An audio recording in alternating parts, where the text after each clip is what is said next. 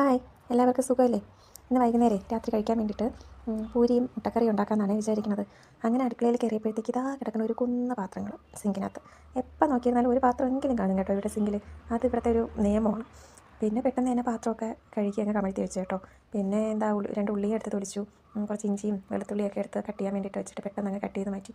ഈ ഉള്ളി തൊലിക്കുമ്പോൾ കണ്ണിൽ നിന്ന് വരുന്ന കണ്ണുനീരാണ് ഒരു രക്ഷയില്ലാതെ. വെറുതെ കണ്ണുനീര് വന്നിരുന്നെങ്കിലും കുഴപ്പമില്ലായിരുന്നു. ഇതൊരുമാതിരി എരിഞ്ഞ് പിടിച്ച് മൂക്കും എരിഞ്ഞ് കണ്ണും എരിഞ്ഞ് ആകെപ്പാടെ ഒരു പരുവവും.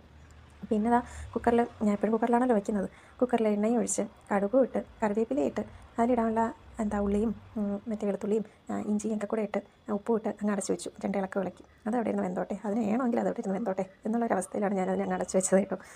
ആ ഉള്ളി വേവുന്ന സമയം കൊണ്ട് നമുക്ക് പെട്ടെന്ന് തന്നെ മുട്ട നേരത്തെ അടിച്ച് വെച്ചിട്ടുണ്ടായിരുന്നേ, അതിൻ്റെ തോലൊക്കെ കളഞ്ഞൊന്ന് വൃത്തിയാക്കി എടുക്കാമെന്ന് വിചാരിച്ചു.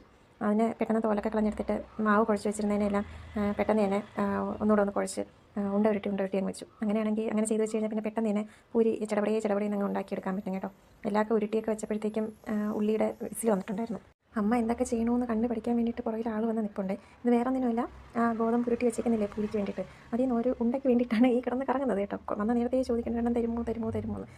അപ്പോൾ ഉള്ളി അതിരുന്ന് വെന്തിട്ടുണ്ട് കേട്ടോ. പിന്നെ അതിലേക്ക് മല്ലിപ്പൊടി, മുളക് പൊടി, കുരുമുളക് പൊടി, ഗരം മസാല ഇതെല്ലാം ഇട്ട് നന്നായിട്ടൊന്ന് ഇളക്കി അതിലിടേണ്ട മുട്ടയൊക്കെ ഇട്ട് ലേശം പഞ്ചസാരയും കൂടെ ഇടും കേട്ടോ. എന്നാലും മുട്ടക്കറിക്ക് ഒരു കുമ്മ വരുള്ളൂ.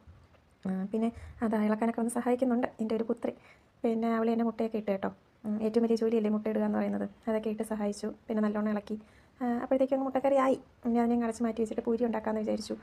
പൂരി ഓരോന്നായിട്ടെടുത്ത് ഉരുട്ടി എണ്ണയിലൊന്ന് മുക്കി പരത്തി ചുട്ടങ്ങ് എടുത്തു കേട്ടോ. ഞാൻ എപ്പോഴും വിചാരിക്കും ഈ വീഡിയോയിലൊക്കെ കാണുന്നത് പോലെ ചടപടയെ ഈ ജോലിയൊക്കെ ആയിരുന്നെങ്കിൽ എന്ന്. നല്ല രസമല്ലേ അങ്ങനെ ഈ എന്താ പറയുക, നമ്മൾ വിചാരിക്കുന്നതിന് മുമ്പേ നമ്മുടെ ജോലിയൊക്കെ തീരുകയെന്ന് വെച്ച് കഴിഞ്ഞാൽ അതൊക്കെ ഒരു വിചാരത്തിൽ തന്നെ അങ്ങനെ ഇരിക്കട്ടെ അല്ലേ. പിന്നെ പെട്ടെന്ന് തന്നെ എല്ലാം ഉണ്ടാക്കിയെടുത്തിട്ട് ഇടയ്ക്ക് കളി നടക്കുന്നുണ്ടായിരുന്നു. ഇന്നലെ സഞ്ജു സാംസൺ അടിക്കുമെന്ന് വിചാരിച്ചിട്ട് ഒന്നും നടന്നില്ല. അവൻ 6 ആയപ്പോഴത്തേക്ക് സഞ്ജു കയറിപ്പോയി. ഞാൻ ഈ റേഷൻ കടയിലെ മാവ് വെച്ചിട്ടാണ് മിക്കവാറും ഇപ്പോൾ കുറച്ച് തവണ കൊണ്ട് ഇത് ഉണ്ടാക്കുന്നത് കേട്ടോ. പൂരിയും ചപ്പാത്തിയൊക്കെ കൊള്ളാം. ഉണ്ടാക്കി നോക്കിയപ്പോൾ കൊള്ളാം കേട്ടോ, സോഫ്റ്റ് ഉണ്ട്. ഞാൻ വേറെ മാവൊന്നും അതിൻ്റെ കൂടെ ചേർക്കണമൊന്നുമില്ല. ഇതിനിടയ്ക്ക് കലാപരിപാടികൾ നടക്കുന്നുണ്ട് കേട്ടോ. ശ്രീഭാഗ്യയുടെ ഞാൻ നേരത്തെ പറഞ്ഞില്ല ഒരുണ്ട മാവ് വേണമെന്ന് പറഞ്ഞില്ലേ, അതിലുള്ള പരിപാടികളാണ് നടക്കുന്നത്.